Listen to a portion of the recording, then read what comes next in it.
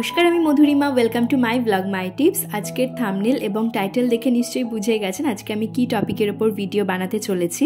আজকে আমি আপনাদের সঙ্গে শেয়ার করব এরকম 12টা হ্যাবিটস যেটা আমার বেবি হওয়ার পরে আমি প্রত্যেকদিন মেনে চলার চেষ্টা করি, এবং যে হ্যাবিটগুলো আমাকে সারাটা দিন, শুধু সারাটা দিন কেন বলবো, আগামী দিনেও আমাকে অনেক বেশি স্ট্রং, মোটিভেটেড আর এনার্জেটিক রাখতে সাহায্য করবে। বেবি হয়ে যাওয়ার পরে আমাদের নতুন মায়েদের অনেকেরই কিন্তু রাতে ভালোভাবে ঘুম হয় না। বেবি হওয়ার পরে 1 বছরের অভিজ্ঞতা দিয়ে যেটা বুঝলাম, ঘুম হলো একটা সাইকোলজিক্যাল ব্যাপার। অভিজ্ঞতা থেকে বলছি, সারাদিনে হয়তো এরকমও হয় 4 ঘন্টা ঘুমানোর সুযোগ পেলাম। এখন থেকে মাইন্ডটাকে সেভাবেই সেট করে নিয়েছি যে হ্যাঁ, আমার একদম সঠিক ঘুম হয়েছে, পর্যাপ্ত ঘুম হয়েছে। তাই সকালটা শুরু হয় অনেক তাড়াতাড়ি এবং অনেক বেশি এনার্জি দিয়ে। এই তো গেল সকালে তাড়াতাড়ি ঘুম থেকে ওঠা। এবার যে হ্যাবিটটা আমি আপনাদের সঙ্গে শেয়ার করব, সেটা আমি আগেও করতাম, এখনো করি। এই হ্যাবিটটার মধ্যে অদ্ভুত একটা পাওয়ার রয়েছে। যখনই রাতে ড্রেসটা চেঞ্জ করে ফেলে সকালে একটা নতুন জামা পরে নেওয়া হয়, দেখবেন অটোমেটিক কিন্তু একটা এনার্জি গেইন হয়ে যায় বডিতে। সেই ফিজিক্যাল এনার্জি এবং মেন্টাল এনার্জি দিয়ে সকালে পাহাড় সমান কাজগুলোকে আমরা এক এক করে শর্ট আউট করে ফেলি। এবার চলুন নেক্সট হ্যাবিটটা দেখে নেওয়া যাক। রিসেন্টলি আমি এই হ্যাবিটটা আবারও ফলো করা শুরু করেছি।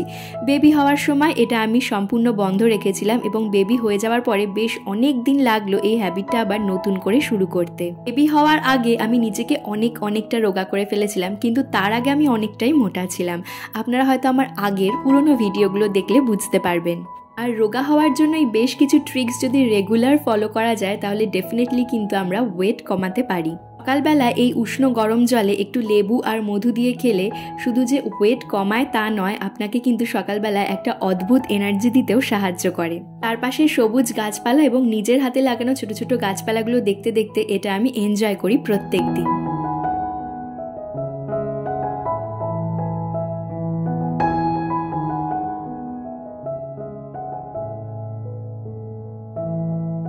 এমনি সময় যা কাজকর্ম থাকে, বেবি হয়ে যাওয়ার পর কিন্তু সেই কাজকর্ম প্রায় অনেক গুণ বেড়ে যায়। আর এই হ্যাবিট মানে প্যারালাল ওয়াকিং, এই হ্যাবিটটা আমাকে প্রত্যেক দিনের কাজগুলো ঝটপট করে নিতে সাহায্য করে। এই হ্যাবিটটা আমি আগেও ফলো করতাম, ইভেন এখনও করি। যেরকম ওয়াশিং মেশিনে জামা কাপড় দিয়ে দিলাম, ওয়াশিং মেশিন একটা রোবটের মতন কাজ করে। ওয়াশিং মেশিনে জামা কাপড় কাচা দেখতে মিষ্টি বেশ এনজয় করে। ওয়াশিং মেশিনে কাপড়ও কাচা হয়ে যায় আর মিষ্টিকে আমি এখানে খেতে বসিয়ে দিয়েছি। মিষ্টি ওয়াশিং মেশিনে কাচা দেখতে দেখতে খাবারটাও খেয়ে নেয়। তাহলে এই তো হলো প্যারালাল ওয়াকিং, একসাথে দুটো কাজ মেনটেন করে এগিয়ে নিয়ে চলে যাওয়া এবং দুটো কাজ একসাথে কমপ্লিট করে নেওয়া। আবার এর সাথে সাথে আমি যেরকম মাঝে মধ্যে করে থাকি, রান্নার কোনো কাজ, যেরকম ধরুন আলু সিদ্ধ করার থাকলো বা ডিম সিদ্ধ করার থাকলো বা কোনো সবজি বয়েল করার থাকলো, সেটা আপনি প্রেসার কুকারে বসিয়ে দিতে পারেন। এতে করে কিন্তু আপনার 3-3টে কাজ একসাথে হয়ে যাবে। মিষ্টিকে এই একা হাতে খেতে শেখানোটাও কিন্তু আমাকে প্যারালাল ওয়াকিং করতে অনেক বেশি সাহায্য করে। এরকম দেখা গেল মিষ্টি একা হাতে খাবার খেতে খেতে আমি ওর জন্য বিছনাটা সুন্দরভাবে গুছিয়ে নিলাম বা বেডরুমটা ক্লিন করে ফেললাম।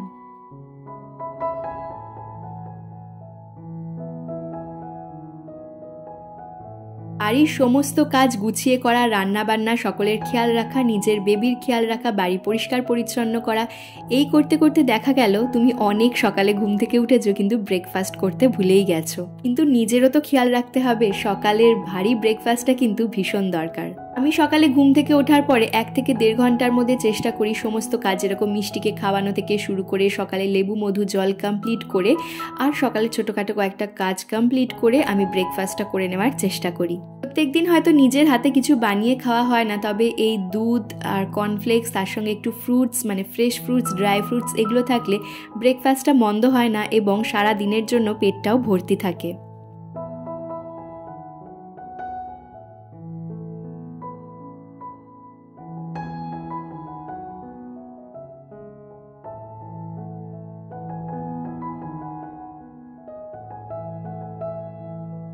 Five minutes quick hair care and skin care. মা হয়ে যাওয়ার পরে আমরা অনেক মেয়েরাই স্কিন, চুলের সঠিকভাবে যত্ন নিতে পারি না, কিন্তু নিজেকেও তো সুন্দর রাখতে হবে। তাই সারাদিনের 24 ঘন্টার মধ্যে নিজের ত্বকের জন্য 5 মিনিট আর চুলের জন্য 5 মিনিট কিন্তু আমরা দিতেই পারি। আজকে আমি এখানে একটা ফেস প্যাক রেডি করছি। যেরকম চালের গুঁড়ো নিয়ে নিয়েছি সামান্য পরিমাণে, আর এর মধ্যে অ্যাড করে দিয়েছি মধু। সমস্ত কিছু যদি যোগান থাকে, এটা তৈরি করতে কি খুব সময় লাগে? তারপরে আর কি, জল দিয়ে মুখে অ্যাপ্লাই করে নেওয়া। প্যাকটা কিছুক্ষণ রেখে তারপর শুকিয়ে গেলে ধুয়ে নেওয়া, এই তো ব্যাস। যে চালের গুঁড়ো নাকি স্ক্রাবারের মতন কাজ করে, আর আমার প্রচণ্ড অয়েলি স্কিন এবং পিম্পল হয়, সেজন্য চালের গুঁড়ো আর মধুটা অ্যাপ্লাই করছি। আপনারা চাইলে চালের গুঁড়োর বদলে বেসন নিতে পারেন, সেখানে জলের বদলে দুধ অ্যাড করতে পারেন এবং মধু দিয়ে অ্যাপ্লাই করতে পারেন। আমি এটা আগেও করতাম এবং এখনও করি, ভীষণ সুন্দর কাজ হয়, স্কিন খুব ভালো থাকে। সকালবেলায় হয়তো একসাথে স্কিন এবং চুল দুটোরই যত্ন নেওয়া সম্ভব হয়ে ওঠে না, সেজন্য সকালবেলা এই যে স্কিনের যত্ন নিয়ে নিলাম আর রাত্রেবেলায় হেয়ার কেয়ার করব।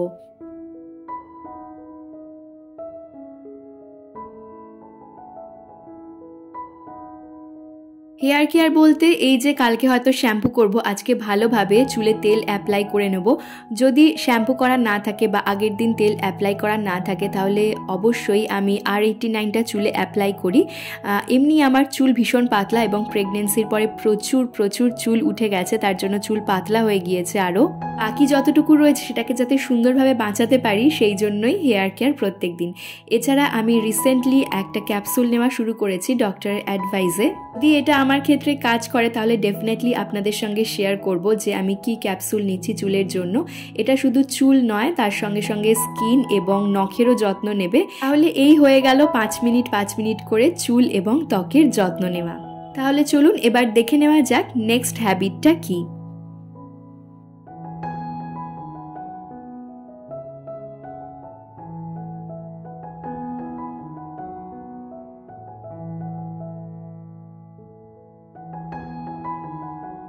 বাড়িঘর অর্গানাইজেশন এবং ক্লিনিং আমাদের প্রত্যেক দিনের জীবনের একটা পার্ট। নিজের শরীরের যেরকম যত্ন নিতে হবে সেরকম আমাদের চারপাশের পরিবেশটারও তো যত্ন নিতে হবে।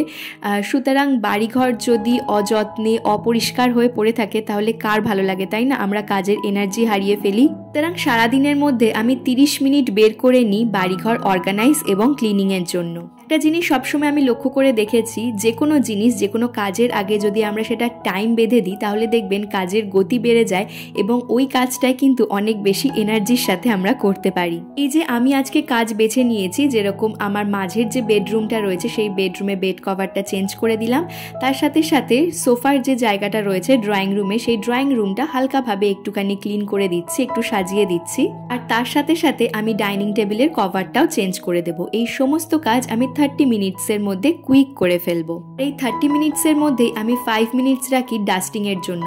যে কোনো একটা জায়গা, বাড়ির যে কোনো একটা জায়গা ধরে নিয়ে আমি ডাস্টিং করা শুরু করি। যেরকম আজকে এই যে আর্টিফিশিয়াল ফ্লাওয়ারগুলো রয়েছে সেগুলো আমি ডাস্টিং করে দিচ্ছি।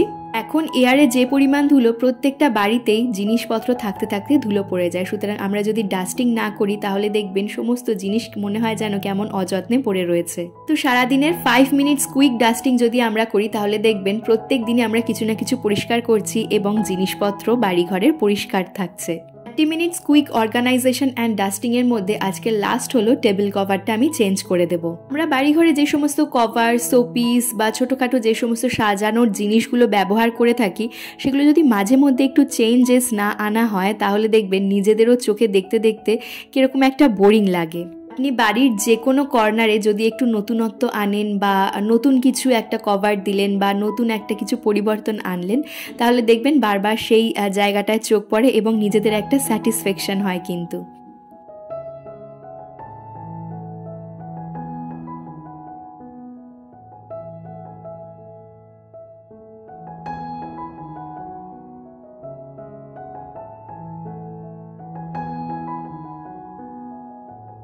নেক্সট হ্যাবিট যেটা হলো সেটা হচ্ছে preparation for healthy and nutritious diet. যেহেতু আমার পিসিওডি রয়েছে সেজন্য ডক্টর বলেছেন ওয়েট কমানোই একমাত্র আমার মেডিসিন। সুতরাং আমাকে ওয়েট কমাতে হবে আর তার জন্য আমি আগের থেকে প্রিপারেশন করে রাখি এবং মিষ্টিকেও যাতে আমি প্রত্যেক দিন হেলদি খাবার দিতে পারি তার জন্য আমার আগের থেকে প্রিপারেশন থাকে। আর নেক্সট দিন মর্নিংয়ে যে কোনো ভালো কিছু পেতে হলে বা ভালো কিছু করতে হলে আগের দিন প্ল্যানিং, প্রিপারেশন দুটোরই দরকার। যেরকম মিষ্টিকে আজকে আমি দিচ্ছি খেজুর তার সাথে সুজি দিয়ে, এইগুলো আগের থেকে প্রিপারেশন না থাকে, যেরকম খেজুর আনা থাকলো না বা সুজি আনা থাকলো না বা কোনো কিছু একটা জিনিস আনা থাকলো না, তাহলে কি হয় আমরা কিন্তু এই হেলদি ডায়েটটা মেনটেন করতে পারি না বা হেলদি কিছু বাচ্চাদের খেতে দিতে পারি না। তখন মনে হয় ওই যে সেরেল্যাকের কৌটোটা রয়েছে বাজার চলতি সেরেল্যাকটা, সেখান থেকে কিছুটা পরিমাণ গরম জলে মিশিয়ে দিয়ে তারপর ওকে খাইয়ে দিই। এখন বাড়িতে তো তৈরি হেলদি খাবারটা আর বাচ্চাদেরকে দেওয়া যায় না। আর এই যে আমার নিজের জন্য চিয়া সিড আর স্প্রাউটসের ব্যবস্থা আমি করে ফেলেছি। ডক্টর বলেছিলেন ওয়েট কমানোর ক্ষেত্রে স্প্রাউটস একটা খুবই গুরুত্বপূর্ণ মাত্রা রাখে। আর তার সাথে সাথে চিয়া সিড নিয়ে নিচ্ছি আমি এখানে 2 গ্লাস জল নিয়েছি, একটা হাজব্যান্ডের জন্য একটা আমার জন্য। এখানে 1 চামচ করে চিয়া সিড আমি ভিজিয়ে দিলাম, তারপরে এর মধ্যে অ্যাড করে দিচ্ছি শসা, দিয়ে দেব হচ্ছে সামান্য পরিমাণে একটু লেবুর রস, আর দেব হচ্ছে বিট লবণ। যারা চিয়া সিড খেতে পছন্দ করেন না তারা ডেফিনেটলি এই রেসিপিটা একবার ট্রাই করে দেখতে পারেন, ভীষণ ভালো লাগে খেতে। আর নেক্সট দিন আমি চেষ্টা করব আরও একটা চিয়া সিডের রেসিপি আপনাদের সঙ্গে শেয়ার করার। তাহলে চলুন দেখে নেওয়া যাক নেক্সট হ্যাবিটটা। এই হ্যাবিটটা আমি আগেও ফলো করতাম এবং বেবি হয়ে যাবার পরেও ফলো করি, যেরকম সকালবেলায় নো সোশ্যাল মিডিয়া। সকালবেলায় আমি ফোন খুলি একটা কারণে, সেটা হচ্ছে ইউটিউব আমাকে আগের দিনের কতটা আর্নিং দিল, তা আমাকে নেক্সট ভিডিও বানাতে কিন্তু অনেক অনেক বেশি সাহায্য করে। সেইটুকু দেখার পরই আমি ফোনটা অফ করে রেখে দিই বা নেটটা অফ করে দিই। আর সকালবেলায় নেট অন করলেই হোয়াটসঅ্যাপে গুড মর্নিং মেসেজ এসে পড়ে, এছাড়া আরও অনেক নোটিফিকেশান এসে পড়ে। তো সেগুলো আমি ডেফিনেটলি অ্যাভয়েড করে যাই, নেটটা অফ করে দিই এবং আমার সকালবেলা যে সমস্ত কাজগুলো থাকে সেগুলো পর পর করে দেওয়া শুরু করি। নেক্সট দিনের প্ল্যানিং এবং নেক্সট উইকের প্ল্যানিং আমি ডেফিনেটলি করে রাখি, সেটা অনলাইন অর্ডার হোক বা আমার ভিডিও বানানোর প্ল্যানিং হোক বা ব্রেকফাস্ট হোক বা কী কী কিনতে হবে বা ঘরের জন্য কী কী কেনাকাটি করতে হবে, এই সমস্ত কিছু মিলিয়ে আমি একটা ডায়েরি মেনটেন করি এবং সেখানে আগের থেকে প্রিপারেশন এবং প্ল্যানিং করে রাখি। শুধু তাই নয়, সামনে কী কী ইভেন্ট আসছে, সেটা নিজেদের ইভেন্ট হোক বা অন্য কোনো ইভেন্টে যাওয়া হোক বা সামনে কী কী সিজন আসছে, সেই অনুযায়ীও আমি কিছু কিছু প্ল্যানিং করে রাখি।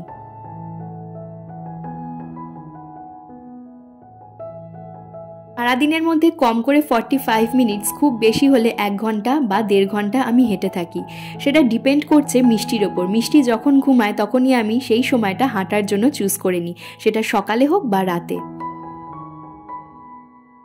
সব থেকে শেষ পয়েন্ট, কিন্তু সব থেকে গুরুত্বপূর্ণ পয়েন্ট, সেটা হচ্ছে নিজের প্যাশনকে ফলো করা। প্রত্যেকটা মেয়ের জীবনে কিন্তু কিছু না কিছু প্যাশন থাকে, কিছু না কিছু ভালো লাগা থাকে, সেটা নিয়ে আমরা বড় হতে চাই বা কিছু কাজ করতে চাই। ইউটিউবে সুন্দর কন্টেন্ট বা ভিডিও বানানো আমার কাছে এই মুহূর্তে একটা প্যাশন। এরকম প্রত্যেকদিন আপনাদের সঙ্গে ব্লগ শেয়ার করা, বেবি ফুড রেসিপি শেয়ার করা, এছাড়া বিভিন্ন রান্না বান্না, ন্যাচারাল জিনিসপত্র শেয়ার করা। প্রত্যেকদিন প্যাশনকে ইম্পর্টেন্স দিয়ে সেই রিলেটেড কিছু কাজ করা মানে আমি মনে করি নিজেকে ইম্পর্টেন্স দেওয়া। ভিডিওটা কেমন লাগলো অবশ্যই জানাবেন। ভালো লাগলে আপনার ফ্রেন্ডস অ্যান্ড ফ্যামিলি মেম্বার্সদের সাথে শেয়ার করে নিতে ভুলবেন না। আর আপনার একটা লাইক আমাকে নেক্সট ভিডিও বানাতে অনেক অনেক বেশি মোটিভেট করে।